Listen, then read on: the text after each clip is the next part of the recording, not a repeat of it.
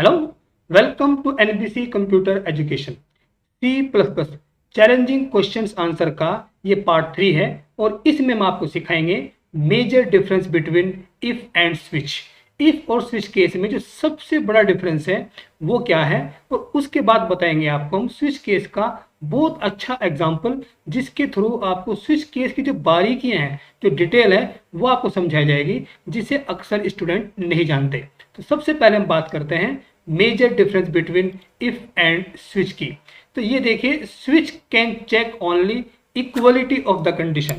Switch case सिर्फ equal वाली condition check कर सकता है, like if a equal to 1 तो ये प्रिंट करो, ए इक्वल टू 2 तो ये वाला काम करो। इस तरह से अगर आपको चेक करना हो if a greater than b, तो उसके लिए फिर आपको इफ कंडीशन ही लगानी पड़ेगी। और दूसरा जो डिफरेंस है वो ये है कि floating point value can not be checked by the switch. अगर आपको फ्लोट वैल्यू चेक करनी है तो उसके लिए भी आपको इफ कंडीशन ही लगानी पड़ेगी। ये इसका मेजर डिफरेंस है, और मैं बताता हूँ इसको एग्जाम्पल के साथ कि किस तरीके से ये इफ कंडीशन और स्विच केस काम करता है। तो चलते हैं हम आईडीई में। यहाँ पे मैंने प्रोग्राम ऑलरेडी टाइप करके रखा हुआ है, जिससे कि टाइम वेस्ट ना हो। अब जैसे ही मैं इस प्रोग्राम को रन करूंगा तो वहां से इनपुट करेगा एंटर एनी वैल्यू 1 एंड 3। आपको 1 एंड 3 के बीच कोई भी एक वैल्यू इनपुट करनी है, और जो भी वैल्यू आप इनपुट करोगे उसके अकॉर्डिंग उसी केस पे जाएगा और उसी मैसेज को प्रिंट करेगा। अगर आप इन केसेस के अलावा कोई और वैल्यू इनपुट करेंगे तो फिर डिफॉल्ट पे जाएगा और प्रिंट करेगा एक्सीलेंट। और इसके नीचे देखिए ब्रेस बंद किया हुआ है स्विच केस का और ये मेन का।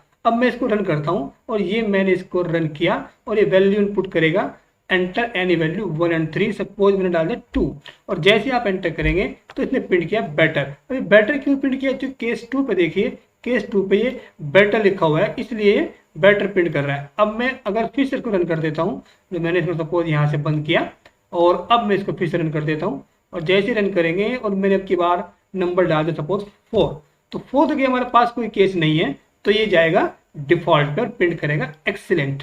और ये मैंने एंटर किया, जैसे एंटर करेंगे एक्सीलेंट प्रिंट कर रहा है। तो ये तो बात होगी स्विच केस को लगाते कैसे हैं। इतनी बात सब लोग जानते हैं स्विच केस के बारे में। अब इसके हम अगर डिटेल की बात करें तो ये देखिए, मैंने अभी आपको डिफरेंस समझाया कि इफ कंडीशन से हम ए ग्रेटर देन बी इस तरह कंडीशन भी चेक कर सकते हैं, लेकिन स्विच केस सिर्फ इक्वल वाली कंडीशन के लिए है। तो इट मीन्स अगर मैं यहाँ पे इस तरह डाल देता हूँ, if if a greater then 4, इस तरह से कंडीशन डाल दी मैंने स्विच केस के अंदर ही। अब मैं इसको रन करता हूं तो देखिए डेफिनेटली इस पे एरर दिखा रहा है कि आप इस तरह की जो कंडीशन है वो अप्लाई नहीं कर सकते। इसका मतलब ये हुआ कि आप यहाँ पे कोई भी ग्रेटर देन या लेस देन वाला कोई ऐसा केस नहीं यूज कर सकते। अगर मैं स्विच को यहाँ से हटा देता हूँ, सपोज मैंने यहाँ से स्विच को देखिए हटा दिया है, उसके बाद अगर मैं इसको इफ कंडीशन से बनाना चाहता हूँ तो सिंपल लिखेंगे इफ ए इक्वल 1, तो प्रिंट कर देंगे सी आउट और बेस्ट। उसके बाद अगर मैं यहाँ पे लिखता हूँ एल्स इफ, जब बहुत सारी कंडीशंस होती हैं, केस होते हैं, तो एल्स इफ लगाते हैं। If a is equal to 2, तो प्रिंट करेंगे हम यहाँ पे सी आउट, जो भी आपको मैसेज देना है। सपोज मैंने यहाँ पे डाल दिया गुड, और उसके बाद मैंने यहाँ पे डाल दिया सपोज बेस्ट या बेटर, और उसके बाद हम यहाँ पे डाल देंगे बेस्ट, और यहाँ पे आ गया else if a is equal to 3, और यहाँ पे हमने प्रिंट किया है यहाँ पे बेटर के बाद बेस्ट। उसके बाद हमने यहाँ पे एल्स में डाल दिया है सी आउट और एक्सीलेंट।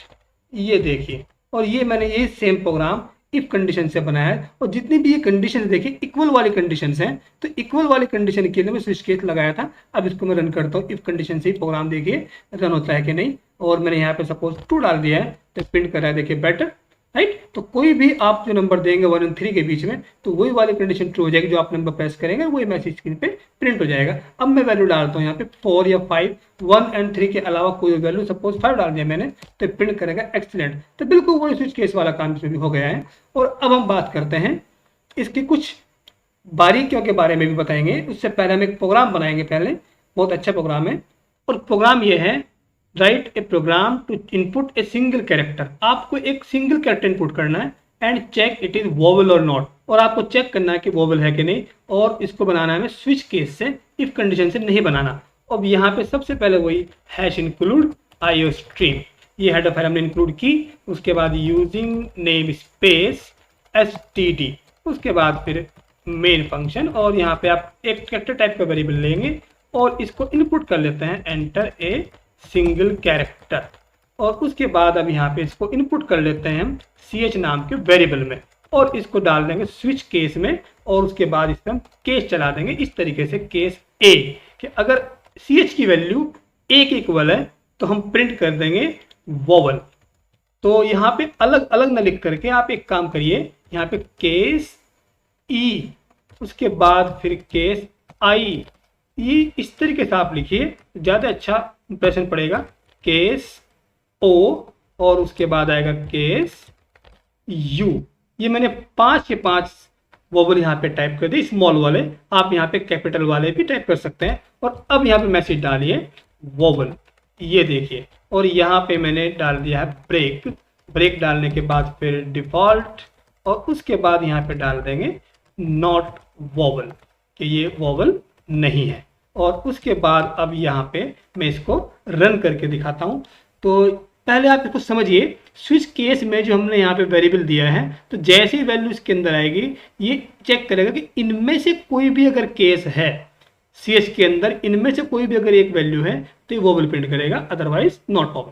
तो ये मैंने इसको रन किया और रन करने के बाद देखिए इनपुट कर रहा है एंटर ए सिंगल कैरेक्टर, मैंने सपोर्ट डाल दिया आई और जैसे एंटर करेंगे तो ये आया वोवल।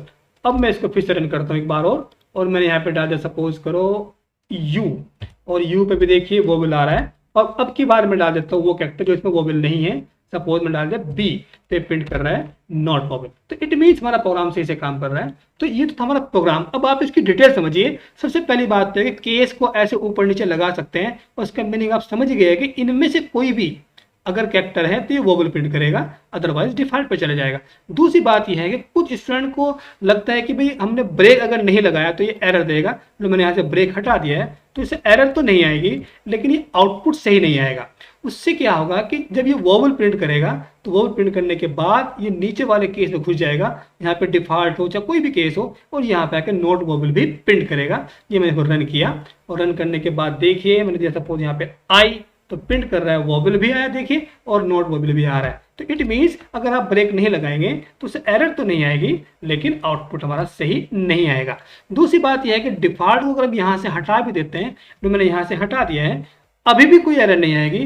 कुछ स्टूडेंट सोचते हैं कि भाई अगर डिफॉल्ट नहीं लगाया तो एरर आएगी, ऐसा कुछ नहीं है। ये मैंने रन किया और यहाँ पे देखिए प्रोग्राम हमारा चल रहा है और सपोज डाल दिया मैंने यहाँ पे यू और ये प्रिंट कर रहा है वोवल, बिल्कुल सही काम कर रहा है। लेकिन अगर आपने कोई ऐसा कैरेक्टर डाल दिया जो इसमें वोवल नहीं है, सपोज मैंने पी डाल दिया, तो कोई भी आउटपुट आपके सामने नहीं आएगा क्योंकि आपने डिफॉल्ट वाला केस नहीं लगाया। तो इट मीन्स डिफॉल्ट को हटाया भी जा सकता है और उस डिफॉल्ट को आप चाहे तो यहाँ पे कहीं बीच में भी लगा सकते हैं। तो मैं यहाँ पे लगा देता हूँ, देखिए डिफॉल्ट और यहाँ पे डाल दिया मैंने नॉट वोवल, ये देखिए नॉट वोवल और ऐसे। और लेकिन अब आपको यहाँ पे ब्रेक जरूर लगाना पड़ेगा क्योंकि अगर नॉट वोवल पे है तो फिर यहाँ से ब्रेक से स्विच से बाहर आ जाता है। ब्रेक का काम होता है स्विच से बाहर निकालना। अब मैं इसको रन करता हूँ और ये मैंने इसको रन किया। रन करने के बाद वो एंटर ए कैरेक्टर, सपोज दिया मैंने ए और ये प्रिंट कर रहा है वोवल, बिल्कुल सही आंसर आया। और इस बार मैं डाल देता हूँ वो कैरेक्टर जो वोवल नहीं है, सपोज मैंने डाल दिया यहाँ पे टी और जैसे एंटर करेंगे देखिए नॉट वोवल आ रहा है। तो इसका मतलब ये हुआ कि डिफॉल्ट को आप कहीं भी लगा सकते हैं स्विच केस के अंदर। अगर कहीं ऊपर लगाएंगे तो ब्रेक भी लगाना पड़ेगा, लेकिन जो लास्ट केस है ये देखिए, अब ये जो ब्रेक है इसकी कोई नीड नहीं है, आप चाहे तो यहाँ से इसको हटा भी सकते हैं क्योंकि हम जानते हैं कि इसके बाद इसको बाहर ही निकलना है। तो ये था स्विच केस और उसकी बारीकियां, ये डिटेल हमें पता होनी चाहिए। अब एक चीज और समझनी है आपको इसमें, ये मैंने वही प्रोग्राम ओपन किया जो हमने सबसे पहले बनाया था और इसमें ये था कि कोई भी वैल्यू आप इनपुट करेंगे 1 और 3 के बीच में तो उसके अकॉर्डिंग वही मैसेज प्रिंट कर रहा है। और इनके अलावा अगर कोई और वैल्यू टाइप करेंगे तो जाएगा डिफॉल्ट में। और इसमें मैंने क्या किया, 1 और केस इसके बीच का जो स्पेस है वो मैंने हटा दिया। अक्सर स्टूडेंट से ऐसी मिस्टेक होती है कि वो स्पेस देना भूल जाते हैं या उन्हें पता ही नहीं होता कि इनके बीच में स्पेस भी होता है कि नहीं। इससे क्या होता है कि ये इस एरर को कंपाइलर डिटेक्ट नहीं करेगा, लेकिन ये केस काम भी नहीं करेंगे। इट मीन्स आउटपुट हमारा सही नहीं आएगा। ये देखिए मैंने रन किया और यहाँ पे वैल्यू डाल दी 1। अब जैसे एंटर करेंगे तो ये देखिए एक्सीलेंट पे चला गया। इसका मतलब ये हुआ कि ये डिफॉल्ट पे चला गया, ये 1 पे गुड प्रिंट नहीं हो रहा है, इस केस को रीड नहीं कर रहा है। तो इसका मतलब यह है कि यहाँ पे स्पेस का होना कंपलसरी है, अदरवाइज आउटपुट सही नहीं आएगा। दूसरी बात यह है कि अगर आप यहाँ पे फ्लोट वैल्यू डाल दो इस तरीके से फ्लोट वैल्यू, और अगर अब इसको रन करते हैं तो ये इस पे एरर शो करेगा। हम बता चुके हैं आपको कि कभी भी स्विच केस फ्लोट वैल्यू पे काम नहीं करता, राइट। तो ये थी आज की वीडियो, और अगर आपको लग रहा है कुछ सीखने को मिल रहा है तो आपसे मेरी वही रिक्वेस्ट है, हमारे चैनल को सब्सक्राइब करें और वीडियो को लाइक करके शेयर भी कर देना और बेल आइकन जरूर प्रेस करें। Thank you for watching.